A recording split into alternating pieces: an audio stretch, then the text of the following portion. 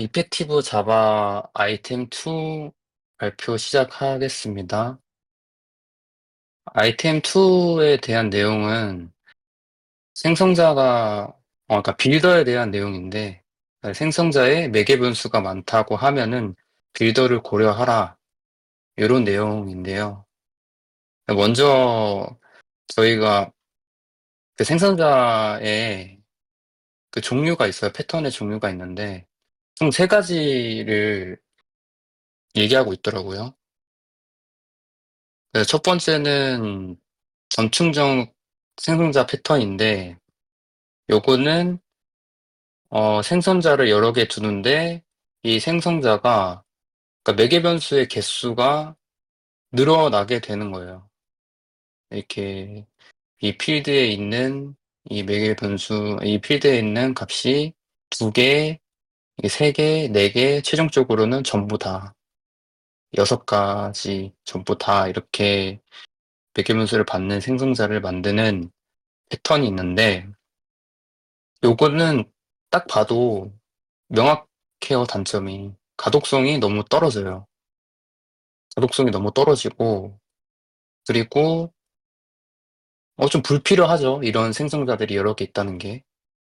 그렇기도 하고, 만약에 이것처럼 이 매개 변수의 타입이 다 같게 되면은, 내가 이 서빙 사이즈에 1을 넣어야 되는데, 그리고 서빙에는 2를 넣어야 되는데, 얘네 둘이 바뀌어버리면은 컴파일러가 찾아주지를 못해요. 왜냐면 타입이 같게 되니까. 그러니까 이런 경우 때문에 좀 에러가 발생했을 때 굉장히 찾기 힘들다는 그런 단점이 있습니다. 그리고 헷갈려요. 딱 봐도. 그러니까 전체적으로 가독성이 떨어진다는 단점이 있고,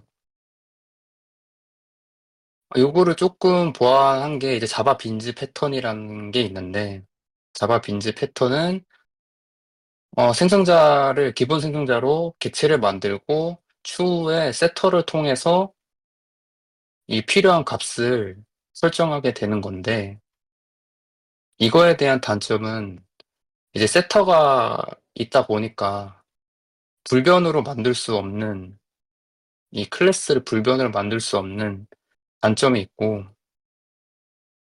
그리고 여기 보시면은 만약에 이 서빙 사이즈랑 서빙스가 필수 데이터라고 하면은 얘네가 누락이 될 수가 있어요. 세터를 내가 깜빡하고 설정 호출을 안 했다라고 하면은 불완전한 객체 상태로 남게 되는 거죠. 그럼 요것도 만약에 이 불완전한 객체를 사용하게 되는 다른 코드에서 에러가 발생을 할 수가 있는 거죠.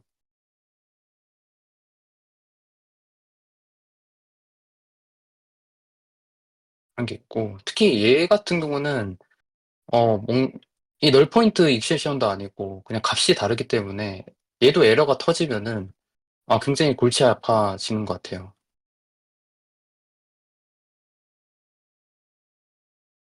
그래서 단점이 객체 하나를 만들려면은 세터를 다 호출을 해야 돼요. 그런 단점이 있고, 아까 말씀드린 대로 필수 데이터가 누락된 상태가 되면은 일관성이 무너진 상태로 이제 사용이 되게 되는 거죠. 그리고 세터가 있다 보니까 불변으로 못 만들어서 이제 스레드 안정성이 보장이 안 됩니다. 그런 단점이 있고, 그래서 이거를 보완할 수 있는 게 이제 프리즈 메서드를 사용하는 방법이 있다라고 했는데, 요거를 좀 찾아보니까 이 클래스 내부에 이 프리즈 이게 에 관련된 필드를 둬요. 그러니까 처음에는 false로 해놨으면은 얘가 세터가 호출이 안 된 상태고, 만약에 세터를 호출을 한다라고 하면은 이 프리즈를 같이 이제 클라이언트 코드에서 프리즈를 같이 호출을 해서 얘가 true로 바뀌게 되고, 결과적으로 이제 이 또 내가 두 번째로 세터를 또 선언을 하게 되면은 이 체크 메서드를 통해서 얘가 한번 호출이 됐는지 확인을 하게 돼요. 이 세터마다 이렇게 두는데. 근데 만약에 내가 실수로 이 체크 if frozen 메서드를 호출을 안 해버리면 컴파일러는 이걸 모르게 되죠. 그러다 보면은 어, 에이지를 내가 했었는데, 설정을 했었는데, 또 세터를 통해서 다시 한번 값이 바뀌게 되는 그런 문제점이 있습니다. 그래서 결과적으로 이 이펙티브 자바에서는 매개 변수가 많다고 하면은 빌더 패턴을 쓰라고 권장하고 있는데요.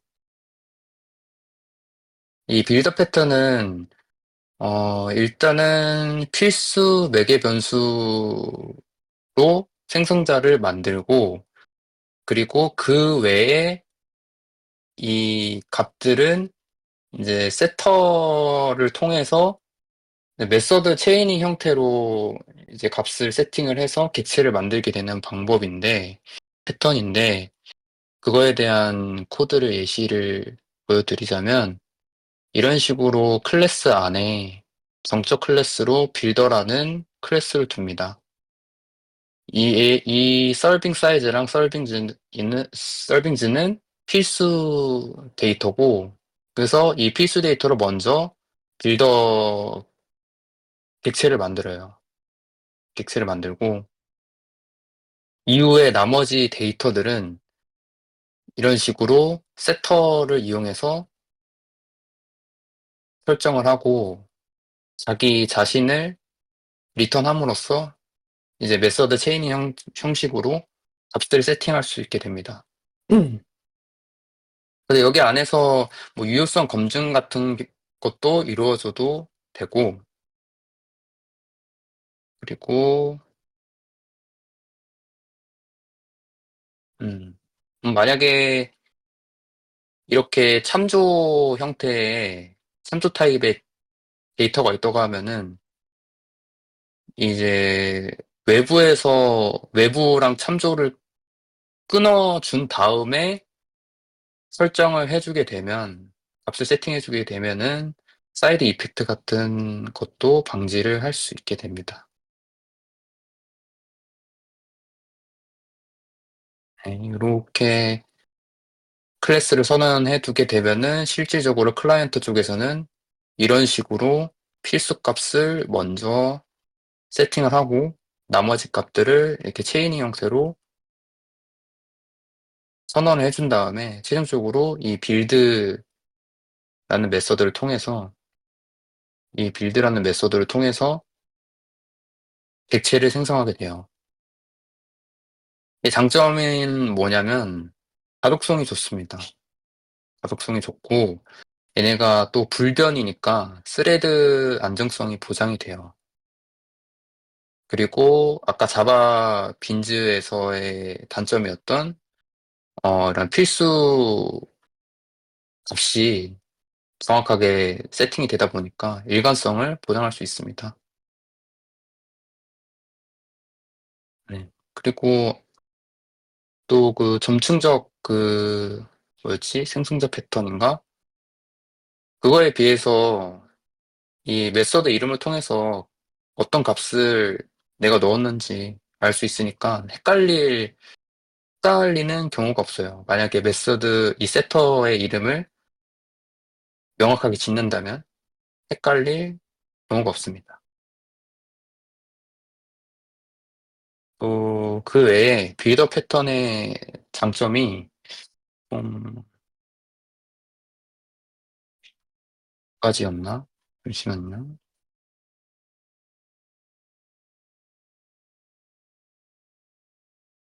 음, 빌더 패턴의 장점이 총 세 가지가 있는데, 첫 번째로는 계층적으로 설계된 클래스와 함께 쓰기에 좋다. 라는 거는 뭐 부모 클래스가 있고 자식 클래스가 있는 그런 계층적인 형태에서 쓰기 좋다는 건데, 이 예를 들어서 수상 클래스. 뭐 피자라는 이 부모 클래스가 있다고 하면은 여기에는 추상 빌더를 선언을 해 놓고, 그리고 이거를 상속받는 이 구현체에서는 요렇게 체 빌더를 선언해 놓게 됩니다. 그래서 여기 보면은 이 추상 빌더에서는 이런 제네릭을 좀 재기적인 형태로 사용을 하게 되고, 이 재기적인 형태 때문에 결과적으로 자식 클래스에서 메서드 체이닝 형태로 아까 보신 것처럼 이런 식으로 세터를 사용할 수 있게 돼요. 네, 이거를 좀 이따 다시 정확히 설명드릴 텐데, 그리고 여기 보시면 셀프라는 메서드가 있어요. 셀프라는 메서드가 있는데, 이 메서드는 제네릭을 통해서 어, 하이 클래스에서 이거를 재정의하게 되는데, 그러니까 이것 때문에 캐스팅이 필요 없게 돼요. 명시적인 타입 캐스팅이 필요 없게 되고, 그러한 장점을 주는 메서드입니다. 이런 식으로 추상 클래스에서는 이 추상 빌더를 구현해 놓고,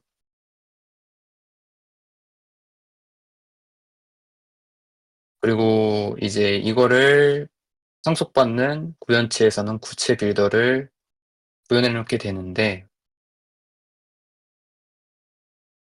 이 식으로 부모 클래스에 있던 빌드와 셀프를 오버라이드하고 구현을 하고,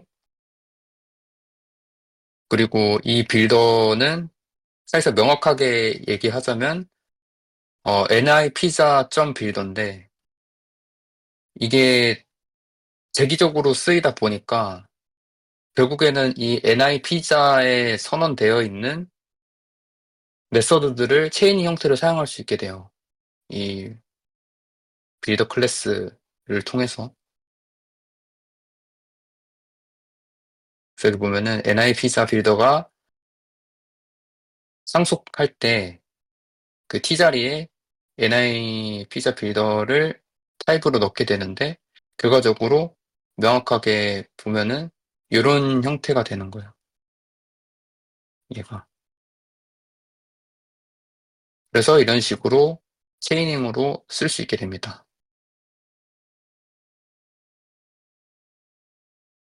그리고 두 번째 장점으로는 가변인수 매개변수를 여러 개 사용할 수 있게 돼요.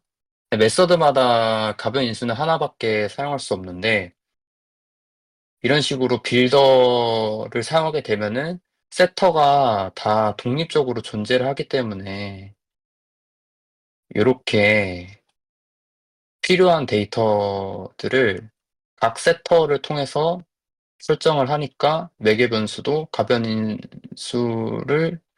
받을 수 있고, 동시에 다 독립적으로 존재를 하니까 이렇게 가변인수를 여러 개 받아서 데이터를 세팅할 수 있게 됩니다. 그 사용 예시는 이런 식으로 add 토핑스에 여러 개의 인자를 넣고 add 소스에도 여러 개의 인자를 넣고, 이러한 장점이 있는데, 일반 생성자에서는 이렇게 만들 수 없는데, 빌더는 가변 인수를 여러 개 사용할 수 있다는 장점이 있습니다.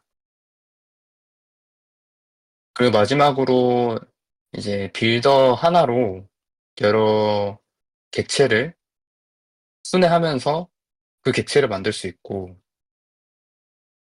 그리고 특정 필드는 빌드하는 시점에서 알아서 채우게 할 수 있어요.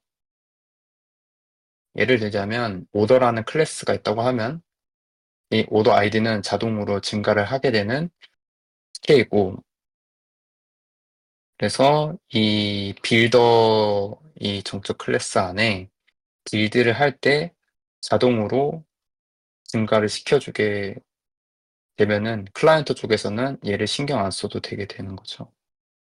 그리고 이 리셋이라는 메서드를 둬서 이 필드를 초기화시키게 되는데 이 빌더 클래스 하나로 이 리셋이 존재하게 되면은 이 빌더 클래스 하나로 새로운 객체를 계속 찍어낼 수 있게 되는 거예요. 구체적으로 예를 들면 만약에 오더 데이터라는 DTO가 있고 이 주문 데이터가 있다고 하면은 이 주문 데이터를 오더로 만들어야 되는데 오더 클래스를 만들어야 되는데 이런 식으로 빌더에 리셋을 호출하고 그러니까 그전에 있던 데이터를 다 초기화를 시키는 거죠. 커스터머 네임이나 add items나. 그러니까 리셋을 한번 호출을 하고 나머지를 호출하고 빌드를 하게 되면은 그전과는 완전 새로운 객체를 만들 수 있게 되는 겁니다. 그래서 그 내용을 정리하면은 하나의 빌더로 데이터를 순회하면서 객체를 만들 수 있다. 그러기 위해서는 리셋 메서드가 필요하고 그리고 이 빌드를 통해서 어, 뭐 자동으로 세팅을 해야 되거나 증가를 시켜야 되는 데이터를 그렇게 할 수 있다. 증가시킬 수 있다. 라는 그런 장점이 있습니다. 그리고 빌더 패턴의 단점은 두 가지가 있는데 객체를 만들려면 빌더부터 만들어야 된다라는 단점이 있고 책에서는 이제 빌더의 생성 비용이 크진 않지만 성능에 민감한 상황에서는 문제가 될 수 있다라고 얘기를 하고 있어요. 그리고 두 번째로는 매개 변수가 4개 이상은 되어야지 유의미하다라고 얘기를 하고 있는데 사실상 계속 뭔가 디벨롭이 되다 보면 매개 변수가 자연스럽게 늘어나기 때문에 단점으로 보기에는 애매하다라고 얘기하고 있습니다. 그래서 정리하자면 객체를 만드는 패턴은 세 가지가 있는데 첫 번째로는 점층적 생성자 패턴.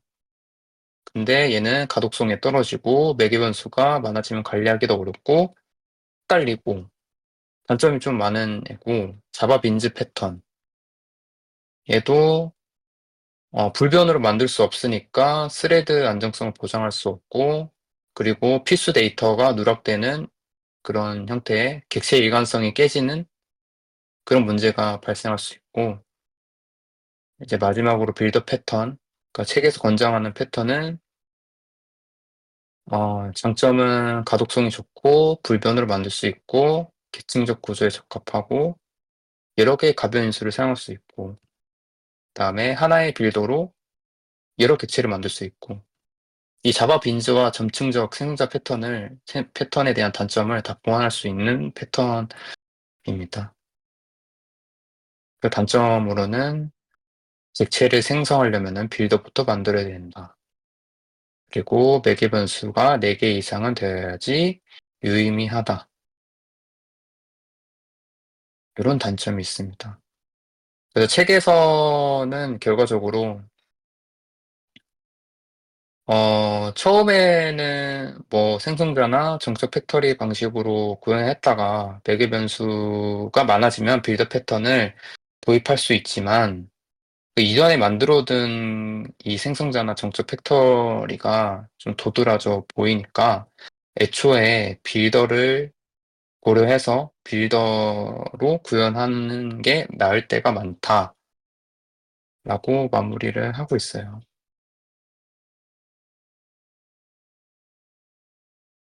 네. 그래서 결론은 생성자나 정적 팩터리가 처리해야 할 매개 변수가 많다면 빌더 패턴을 선택하는 게 낫고 매개 변수 중 음, 필수가 아니거나 같은 타입이면은 더욱 그렇다. 그리고 빌더는 점층적 생성자보다 가독성이 좋고 자바 빈즈보다 스레드 안전성이 있고 일관성이 있는 객체를 생성할 수 있다. 입니다. 네, RTM2에 대한 내용은 여기까지입니다. 감사합니다.